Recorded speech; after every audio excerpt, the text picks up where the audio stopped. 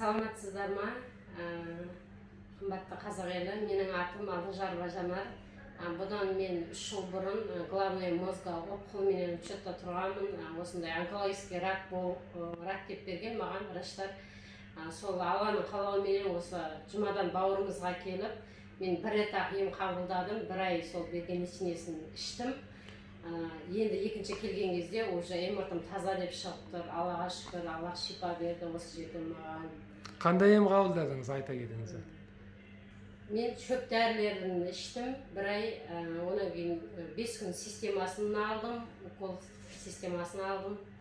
Шүкір, содан бері менде жеңілдік бар, байқадым, жазылып атқанымды байқадым өзімнің, Аллаға шүкір. Аллах шипа беріп осы жерден, ойламаған жерден, жұмадан бауырымызға Алла разы болсын. Амин.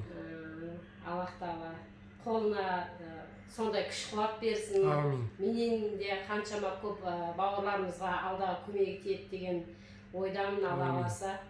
Аллах разы болсын бәріне.